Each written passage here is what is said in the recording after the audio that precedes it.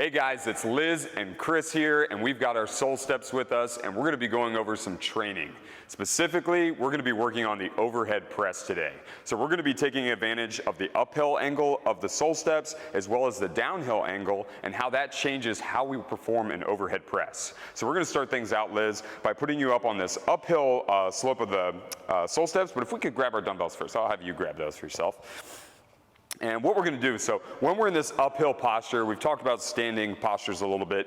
We're going to go into this sort of like this soft knee. So we're bending the knees. We're going to let the knees glide forward a little bit. That's going to allow us to really fall into this outer edge of the foot and towards that front side of it. And we're going to feel this nice little stretch in the front of the ankle. All right? From there, what we're going to do, we'll bring the dumbbells up to the shoulders. We're going to make sure that the palms are forward. So you're going to try to bring these as low as you can in that respect when they're facing forward. And what this is going to allow her to do, this is going to get her shoulder to fall down and back and reaching towards her hips here, and she's going to really tap into her lower lats. Okay, we feel that? Awesome. From that position, we're going to have Liz. She's going to go for an overhead press, but she's not going to press straight up. She's going to add a little rotation. And as she goes up, she's going to try to meet her pinky sides of her hands together or have her palms face backward. When she gets there, you're going to notice she's probably not locked out fully, and that is totally okay when we're doing this style of press in this uphill manner. So let's go ahead and try a couple reps. I'll probably call out a couple things as she does it, but you see it has this nice little like almost swooping effect to it. Excellent, Liz. And every time she comes back down, she's going to really spend the time to try to draw these shoulders down towards her hips as she goes through it. And like we said, it may not look like a full overhead lockout like we do in like a traditional overhead press. Wonderful. Let's get one more in for me, Liz. Awesome.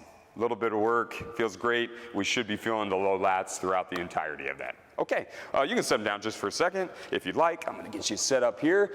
So we have our first variant there. Again, that's our uphill slope. That's going to really develop this rotational movement while digging into your core or your low lats. Now we're going to take the dumbbells. We're going to come to this uphill variant. All right, so I'll switch sides here.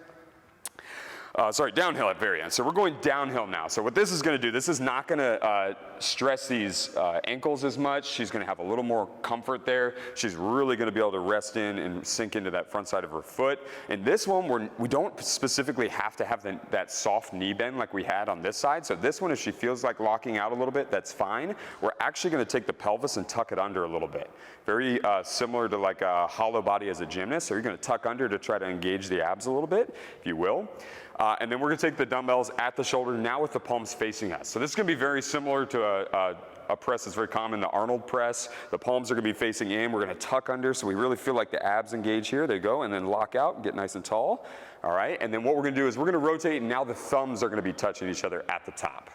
All right. And she's going to really emphasize trying to get as long as humanly possible at the top into that nice hollowed body position. Nice.